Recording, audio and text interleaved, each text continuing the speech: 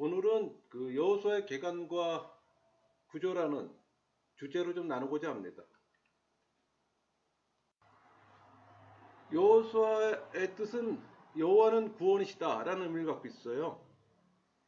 히브리어는 여호슈아, 기록 연대는 여호수아 말년 BC 1390년에 기록했다고 추정들 합니다. 내용은 한마디로 여호수아의 지휘 아래 수행된 가나안 땅의 정복과 기업의 분배예요. 여호수아서는 언약 백성의 기업 성취와 또 미래 세대를 위한 또 역사적 교훈이기도 합니다. 또 하나님께서는 이스라엘을 또 약속의 땅에 정착시킴으로써 또 언약에 대한 하나님의 또 신실함을 보여주셨어요. 또 이스라엘을 거룩한 제사장의 나라로 삼아서 또 정복을 통해 그 실현을 보여주신 겁니다. 성경 분류에서 여호수아는 역사서로 분류합니다. 그러나 내용을 좀 잘 묵상하다 보면 이스라엘 민족의 역사를 기록했다기보다는 예언서적인 측면이 좀 느껴져요. 그래서인지 히브리 성경 분류에서는 전기 예언서로 또 분류가 됩니다. 그러니까 모세오경은 천지 창조부터 이스라엘이 약속의 땅 가나안의 그 경계선에 이르기까지 하나님의 행위를 기록한 책이잖아요. 근데 히브리 성경은 모세오경 다음 순서의 선지서 책들을 배열합니다. 이 표에 보는 것처럼. 근데 선지서는 일반적으로 전선지서와 후선지서로 나누는데 이 전선지서에 여호수아, 사사기, 사무엘서, 열왕기서가 구성이 돼요. 그러니까 이 전선지서는 이스라엘 국가 형성과 또 멸망까지 주로 역사적 관점에서 기록하고 있기에 우리 기독교 전통에서는 역사서로 분류하는 겁니다. 그러니까 여호수아는 바로 모세오경과 그 다음 부분인 역사서를 또 연결해주는 고려 역할도 하고, 또 그것은 뭐 단지 성경의 배열상 여호수아가 역사서 첫머리에 나오기 때문이 아니라 모세오경에서 아브라함과 모세에게 주어졌던 이 언약이 여호수아에서 성취되는 걸 보여주기 때문입니다. 이 여호수아는 그 구약 성경의 이 정경적 맥락 속에서 이 모세오경과 그 이후에 성경이 또 연속선상에 있다는 사실을 또 보여줍니다. 그러니까 성경의 통일성을 이해하는 데 아주 중요한 역할을 해요.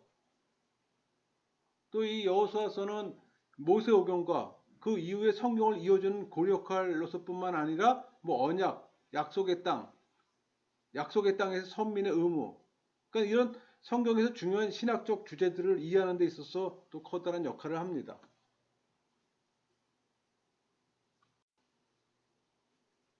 (1장에서) (9장까지) 내용이 단순히 뭐 역사적인 사실이기보다는 약속의 땅을 정복하기 앞서 하나님의 백성으로서의 자격을 회복하는 과정을 또 기술하는 것으로서 보이기 때문입니다.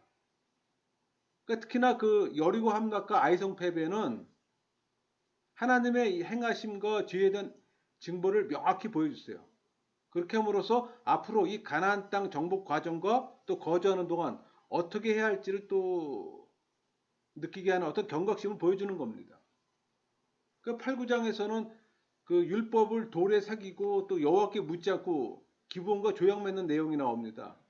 9장 14절 무리가 그들의 약속을 취하고는 어떻게 할지를 여호와께 묻지 아니하고, 여러분 율법을 돌에 새기는 것이 중요한 게 아니라 묵상하고 실천하는 것이 중요한 걸 또 깨달아줘요.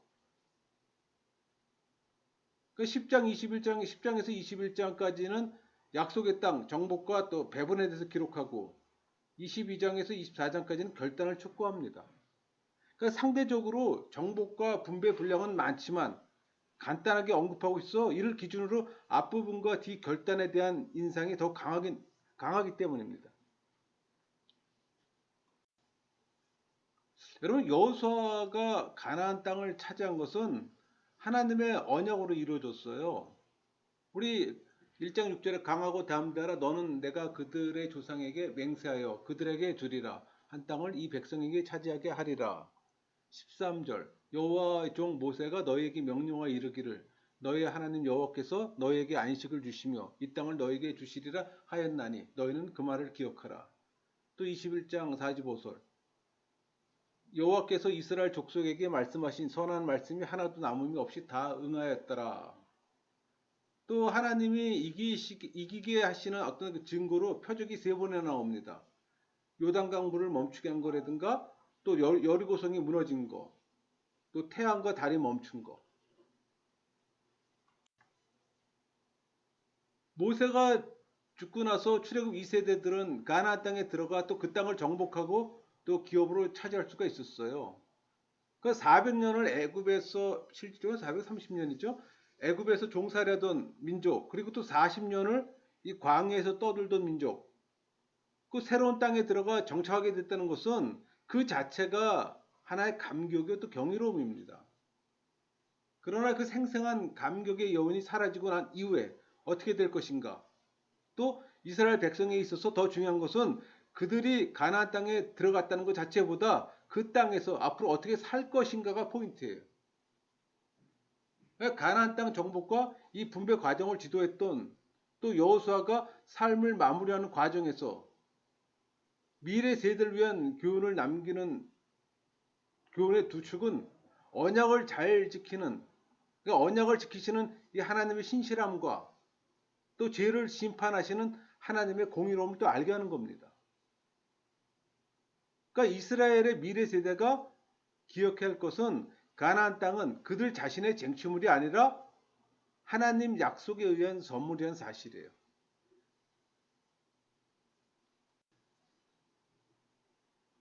하나님은 아브라함에게 가나안 땅을 그의 후손에게 기업으로 주시겠다고 창세기에서 약속하셨어요. 그게 우리 창세기 12장 7절, 15장 8절, 17장 8절이잖아요.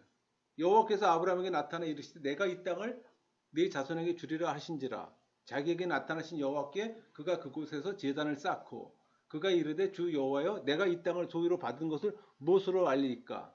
내가 너와 네 후손에게 내가 거류하는 이 땅 곧 가나안 온 땅을 주어 영원한 기업이 되게 하고 나는 그들의 하나님이 되리라. 약속하셨잖아요. 비록 애굽 종살이를 포함해서 600년의 세월이 흘렀지만 하나님은 약속을 잊지 않고 때가 되면 이스라엘을 인도해 가나안으로 들어오게 하신 겁니다. 그러니까 가나안이 이 약속의 땅이란 사실은 기본적으로 그 땅에 살게 될 이 백성들의 삶이 땅을 기업으로 주신 하나님의 은총에 보답하는 이 감사의 삶이 되어야 한다는 걸 또 상기시켜 줍니다. 그러나 동시에 그 땅의 백성들이 기억해야 할 사실은 하나님은 반드시 죄를 심판하신 분이라는 겁니다. 여러분, 우리가 여호수아서를 통해서 우리가 잊어서는 안 될 질문은 왜 하나님의 약속이 피의 전쟁을 통해서 실현되어 했을까 하는 점이에요. 하나님께서 왜 가나안 족속들 그토록 철저하게 진멸하라고 하셨을까? 이런 질문 하잖아요. 하나님은 원수까지도 사랑하시라고 교훈 주시는 하나님인데 또 신약 성도 입장에서는 그렇게 하나님의 사랑의 하나님으로 알고 있잖아요. 그러니까 신약 성도 입장에서 이 부분을 어떻게 이해할 것인가, 이게 중요 포인트예요. 만일 우리가 일방적으로 승리의 관점에서만 이 여호수아서를 본다면 교훈의 큰 축을 놓치게 되는 겁니다. 하나님을 마치 자신이 좋아하는 이 백성에게 기회를 주기 위해 다른 백성들이 가지고 있던 걸 이유 없이 뺏고 죽이는 분으로 오해서는 안 되잖아요. 그러니까 여호수아서는 언약 백성 관점에서는 약속의 성취지만 하나님의 공의의 관점에서는 죄에 대한 심판의 기록이에요. 이 가나안 백성은 당시 가장 타락한 형태의 다신주의와 또 성적 문란으로 죄악이 정도가 아주 극에 달한 상태였어요. 그러니까 그들의 종교적 도덕적 타락성은 이미 아브라함 시대 때부터 뚜렷했습니다. 더욱이 지정학적으로 가나안은 고대 인류 문명의 양대 발산지인 메소포타미아와 애굽을 연결하는 교통의 요충지였잖아요. 물론 나중에 유럽과도 연결되지만 그들은 세계 문화를 쉽게 받아들이는 입장인 동시에 그들의 문화를 쉽게 또 세계에 퍼뜨릴 수 있는 위치에 있었어요. 그러니까 가나안의 타락한 문화를 그대로 둔다면 온 세계가 그 죄악의 전염될 것이고, 그렇다면 하나님께서는 또 한번 노아의 홍수 같은 제2의 재앙을 내려야 했을지 모를 일이었습니다. 따라서 하나님은 이 악성 종양을 도려내듯이 이 가나안 족속을 그 땅에서 도려내는 외과적 수술을 감행하신 겁니다. 그러니까 이스라엘은 가나안 족속의 세를 심판하시는 하나님의 도구로 또 사용된 겁니다.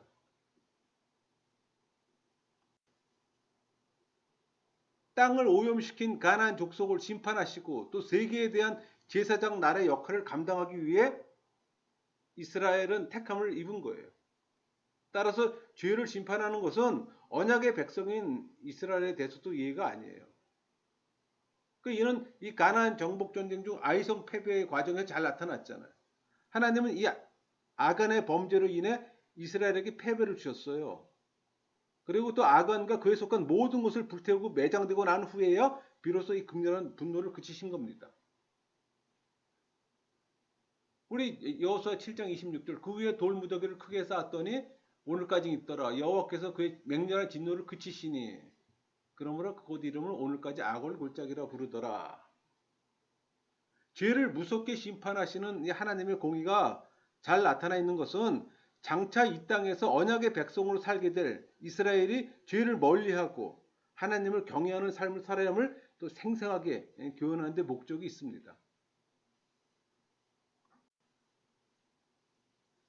여러분, 이 여호수아서는 가나안 정복 전쟁과 승리의 과정을 다루잖아요. 그러나 엄밀히 말하면 그 땅의 정복은 아직 완전히 이루어지지 않았어요. 여호수아 정복 이후에도 가나안에는 아직 얻을 땅이 남은 것이 매우 많았습니다. 우리 그 여호수아 13장 1절 여호수아가 나이가 많아 늙음에 여호와께서 그에게 이르시되 너는 나이가 많아 늙었고 얻을 땅이 매우 많이 남아 있도다. 이제 그 정복을 완수하고 정착하게 되는 것은 미래 세대의 임무로 남겨놓은 겁니다. 그러니까 자기 세대에 맡겨진 임무를 충실히 끝낸 여호수아는 미래 세대에게 이 바통을 넘겨주며 교훈의 책을 남긴 거예요. 그러니까 약속을 지키는 이 하나님의 신실하심과 죄를 미워하시는 하나님의 공의를 보여줍니다. 그러니까 정복과 정착의 임무를 완수할 걸 당부하며 또 약속의 땅에서 언약의 말씀을 지키고 또 하나님의 나라를 세우도록 하는 것이 여호수아의 간절한 소망이자 비전이었을 겁니다. 그러니까 우리가 여호수아서를 통해 신앙의 교훈을 얻기 위해서는 역사 현장을 목격하고 있다는 사실을 잊어서는 안 돼요. 치열한 전투 장면과 승리와 패배의 경험들은 이 영적 전쟁과 관련한 모든 원리에 대해서 말해주고 있어요. 그러나 이 성경의 역사 기록에 예민한 의식을 가진 자에게만 또 생생하고 충분한 또 의미를 전해줄 겁니다. 여러분, 여호수아 내용 구절을 보면 크게 두 부분으로 나눠져요. 전반부 1장에서 12장까지 가나안 정복 전쟁의 그 수행 과정을 또 보여준다면 후반부 13장에서 24장까지는 땅의 분배와 정착 과정을 또 보여줍니다. 그러니까 1장에서 5장은 정복 준비라면 6장에서 12장은 정복 과정이고 13장에서 21장까지는 각 지파별 기업의 분배, 22장에서 24장까지는 요단 동편 지파의 귀환과 또 여호수아의 고별사, 또 죽음, 그렇게 또 나눌 수 있어요. 이 중 가운데 두 단락이 이 정복과 기업의 분배라는 그 여호수아서 내용의 골격을 포함하고 있어요. 그러니까 앞뒤 단락은 그 내용의 골격에 신학적 의미를 부여하는 역할을 합니다. 여러분, 여호수아서는 크게 네 단어로 그냥 전권을 표현할 수가 있어요. 아바르 건너다, 라카 취하다, 하락 나누다, 아바드 섬기다입니다.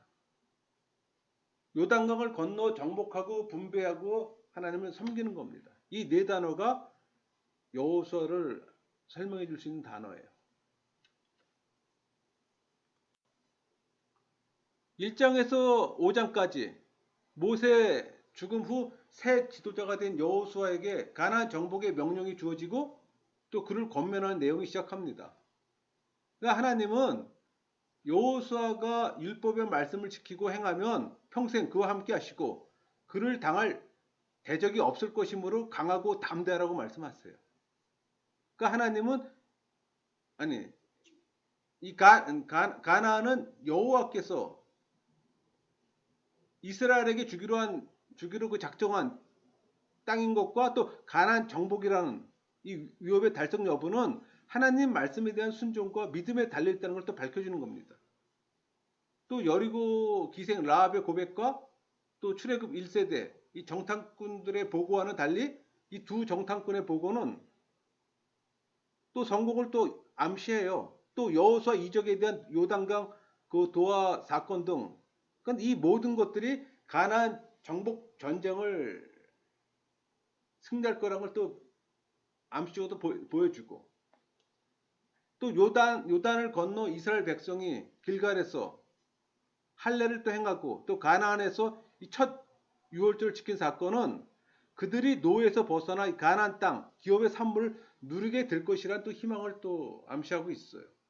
특히 정복 전쟁이 시작되기 직전 5장 그 마지막 부분에 여호와 군대 장관이 출연하잖아요. 또 그것은 전쟁이 여호와의 전쟁이라는 걸 또 밝혀줍니다. 그러니까 정복 준비 단락에 포함되어 있는 사건들은 각각 그 독립적인 신학적 의미를 지니고 있어요. 그러니까 여호수아 전체 구조상의 위치에서는 가나안 정복 전쟁에 대한 또 긍정적 전망의 또 기능을 하고 있는 겁니다. 6장에서 12장까지 구체적인 정복 전쟁의 과정을 진술하고 있어요. 그러니까 이스라엘의 가나안 정복 전쟁은 중부, 남부, 북부 순으로 단계별로 진행됩니다. 먼저 가나안 중부 도시인 여리고를 하나님의 특별한 역사로 또 정복하잖아요. 그게 이제 6장이잖아요. 그러니까 이어서 중부의 그 비교적 작은 성읍인 아이성을 공격합니다. 그런데 쉽게 승리를 얻을 것으로 예상했던 이 아이성 전투에서 패배를 당하고 또 커다란 위기에 직면했어요. 근데 이 패배의 원인이 아간의 범죄 때문임을 또 밝혀지게 되고, 또 문제를 해결한 후에 또 아이성을 재차 공격해 또 승리하게 됩니다. 그게 7장, 8장 얘기예요. 또 여리고의 승리와 이 아이성 1차 공격의 패배는 앞으로 이 펼쳐질 가나안 정복 전쟁의 또 성격을 규정하기도 합니다. 그러니까 승리 여부는 믿음과 성결에 달려 있다는 거예요. 이어 또 예루살렘 왕 아도니 세덱을 중심으로 한 이 가나안 남부 아모리 5왕의 동맹군을 또 기본에서 격파하고 또 가나안 남부의 주요 성읍을 정복해 갑니다. 그게 10장의 얘기예요. 길게 쭉 나와 있지만, 그리고 다시 길갈로 복귀해서 또 체제를 정비합니다. 그리고 다시 북상해서 하솔랑 야빈을 중심으로 한 그 가나안 북부 연합군마저 메론 물가에서 괴멸시켜요. 그리고 가나안의 중요 거점을 완전히 장악합니다. 그게 11장의 얘기입니다. 이로써 이스라엘은 7년에 걸친 정복 전쟁을 마무리하게 되고 또 그 땅의 분배를 시작할 수 있게 된 거예요. 13장에서 19장까지는 여호수아와 대제사장 엘르아살 그리고 각 지파 족장들이 제비를 뽑아 가나안 땅을 이미 요단 동편에서 기업을 받은 두 지파 반을 제외한 9지파 반에게 그 분배하는 내용을 다뤄요. 그런데 하나님께서 이 미정복지에 대한 분배를 여호수아에게 명령하신 내용이 가장 먼저 등장해요. 근데 이는 여호수아 주도에 의해서 이 가나안의 주요 거점이 장악됐지만 토착 세력이 완전히 소탕되지 않았던 걸 또 보여줍니다. 또 이로써 약속의 땅 완전 쟁취는 또 계속적인 믿음과 또 순종의 노력으로 가능하다는 걸 또 시사합니다.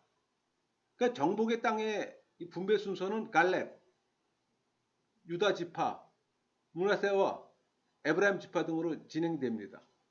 나머지 7지파가 기업 분배에 소극적 자세를 보이자 또 여호수아는 이 기업 준비를 일시 중단합니다.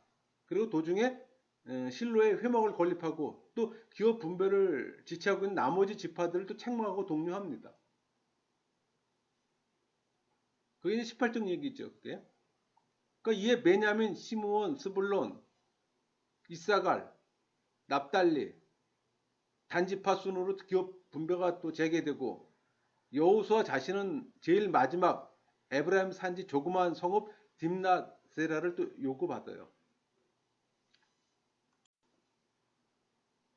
20장과 21장은 기업이 없는 레위 지파를 위해서 이스라엘의 전 지파의 기업에서 이 48개의 성읍을 구별해 그들의 거주지로 줌으로 또 기업 분배가 완료됩니다. 특히 기업 분배 과정의 말미에 여호와께서 대적들을 이스라엘 손에 붙이셨으므로 또 이스라엘이 승리한 것과 또 이로써 하나님의 선한 약속들이 남김없이 또 모두 성취되었음을 또 강조해 또 진술합니다.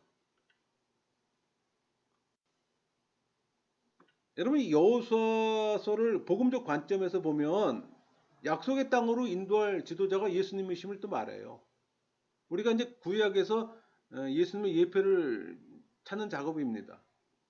백성들은 여호수아를 중심으로 전쟁에 승리했잖아요. 여호수아가 예수합니다. 그러니까 예수님하고 동일한 이름이에요. 그러나 전쟁에 참여치 못한 자들이 있었어요. 근데 그 이유는 단 한 가지, 말씀과 믿음을 화합하여 듣지 않았던 겁니다.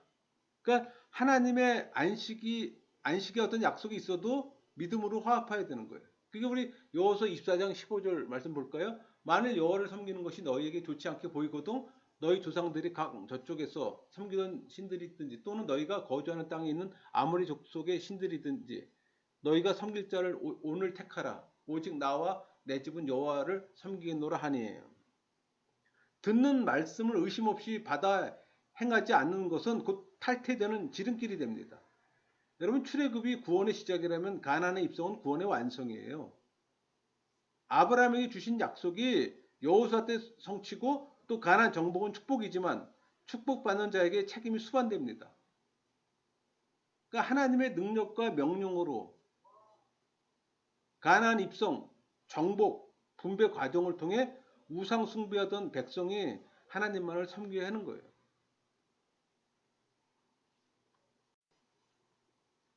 모세는 선민 이스라엘을 광야에서 40년간 인도했어요. 그러나 약속의 땅 목전에서 그는 자신의 역할을 끝내고 죽었잖아요. 또 약속의 땅인 가나안으로 인도하는 역할은 여호수아에게 맡겨진 겁니다. 그러니까 모세가 율법을 대표하는 인물이라면 여호수아는 그리스도를 나타내는 인물이라고 할 수 있어요.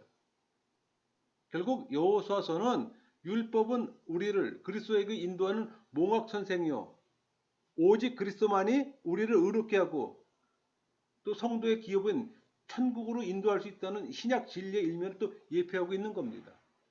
우리가 이 구약에서 예수님의 예표를 찾는 게 바로 이 부분입니다. 여러분 이 여호수아서는 가나안 족속에 대한 이스라엘의 압도적이고 결정적인 승리를 기록하고 있잖아요. 12장에 기록된 총 33명의 가나안 왕들의 명단은 7년에 걸친 승리의 정복사에 대한 약식 보고서예요. 그러나 이 여호수아서는 싸움의 완전 종교를 말하지 않아요. 그 땅에 남아있는 가나안 족속들을 완전히 몰아내고 정착하기까지 이스라엘에게는 아직 싸워야 할 싸움이 남아있음을 말해주고 있습니다. 그게 우리 여호수아 13장 1절하고 23장 5절이에요. 여호수아가 나이가 많아 늙음에 여호와께서 그에게 이르시되 너는 나이가 많아 늙었고 얻을 땅이 매우 많이 남아있도다. 너희 하나님 여호와 그가 너희 앞에서 그를 쫓아내사 너희 목전에서 그를 떠나게 하시리니 너희 하나님 여호와께서 너희에게 말씀하신 대로 너희가 그 땅을 차지할 것이라. 마찬가지로 그리스도께서는 사단과 그의 완국에 대한 어떤 그 결정적인 승리를 하셨으나 그것으로 성도의 싸움이 모두 끝난 건 아닙니다. 여러분 그리스도의 승리로 하늘나라는 이미 우리에게 기업으로 주어졌어요. 그러나 아직 우리가 그 기업을 완전히 누리고 차지한 건 아니잖아요. 그러므로 성도는 이미와 아직 그 사이 긴장 속에서 최후의 승리가 주어지기까지 믿음의 싸움을 싸워야 하는 겁니다. 그게 우리가 여호수아에서 또 배우는 중요한 진리이기도 합니다. 마치겠습니다.